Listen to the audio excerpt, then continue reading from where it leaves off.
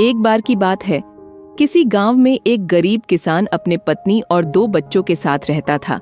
वह काफी गरीब था। उसके पास थोड़ी सी जमीन थी जिसमें बहुत ही कम मात्रा में फसल हो पाती थी, जिस कारण से उस गरीब किसान का गुजारा किसी तरह से चल पाता था।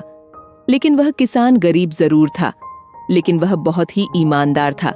कभी भी उसने गलत तरीके से पैसे कमाने के बारे में नहीं सोचता था।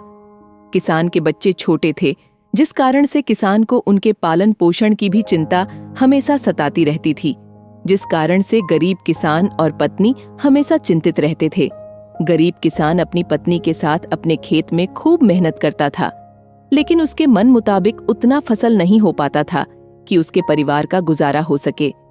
कभी कभी ऐसा भी वक्त आता था कि उस गरीब किसान के पास खाने के अन्न भी नहीं होते थे। फिर उसकी पत्नी दूसरों के घरों में काम करके अनाज लाती थी, जिससे उनको भोजन मिल पाता था। गरीबी में ऐसे ही उस गरीब किसान के परिवार का दिन गुजारा हो रहा था।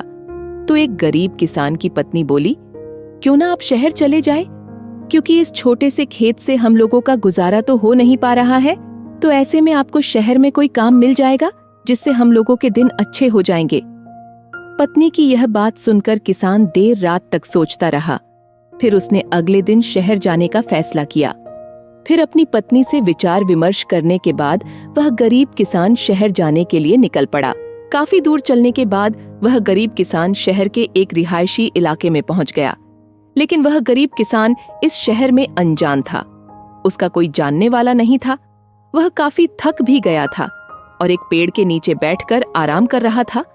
तभी उसके पास एक बड़ी गाड़ी आकर रुकी, जिसमें से एक सूट बूट पहना एक व्यक्ति निकला और वह पास के फल के दुकान से कुछ फल खरीदने गया।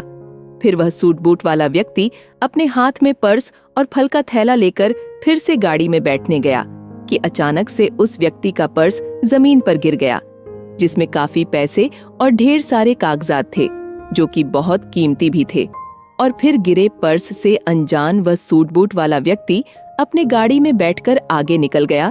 तो पास में बैठा गरीब किसान इस घटना को देख लिया था और वह फिर उठकर उस पर्स के पास आया और पर्स को उठा लिया, जिसमें उस व्यक्ति का घर का पता भी था।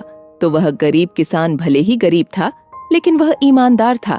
उसने उस पर्स को वापस करने के लिए विचार किया।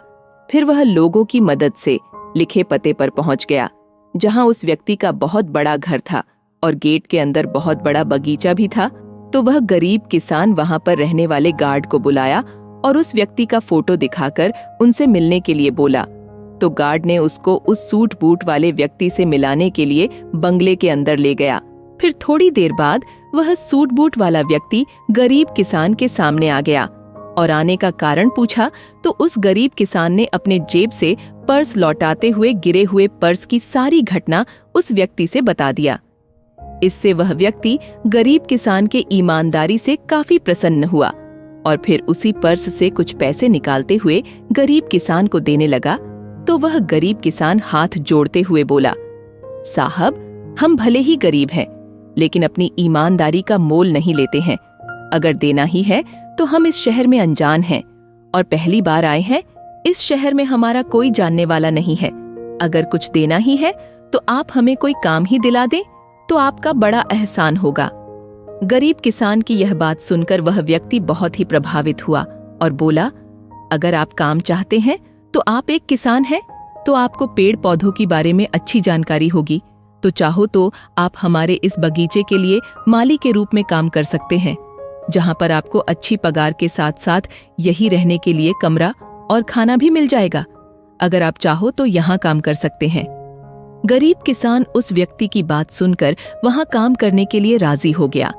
इस तरह ईमानदारी के चलते उस गरीब किसान को अनजान शहर में भी अच्छा काम मिल गया और फिर धीरे धीरे उस गरीब किसान के परिवार के दिन भी सुधरने लगे। कहानी से शिक्षा। इस गरीब किसान के कहानी से हमें यही शिक्षा मिलती है कि भले ही हम चाहे कितने भी गरीब क्यों ना हो, लेकिन हमें कभी भी अपनी ईमानदारी नहीं छोड़ना चाहिए। क्योंकि अगर कुछ चंद पैसों का लालच करके गरीब किसान उस पर्स को अपने पास रख लेता तो उसे समय तो कुछ पैसे तो जरूर मिल जाते, लेकिन उसे काम नहीं मिलता। फिर उसे अपने लालच के चलते दर बदर ठोकरें खाने को मिलती। तो हमें भी अपने जीवन में कभी भी लालच नहीं करना चाहिए। जो हमारे पास ईमानदारी का गुण है, अगर उसके साथ जीवन जीते हैं तो हमारे साथ हमेशा अच्छा ही होगा। इसी सोच के साथ अपने जीवन में आगे बढ़ना चाहिए, तभी एक सुखपूर्वक शांति का जीवन जी सकते हैं। तो आपको यह गरीब किसान की कहानी कैसा लगा, कमेंट बॉक्स में जरूर बताएं और इस प्रेरणा देने वाली गरीब किसान की कहानी को शेयर भी जरूर करें।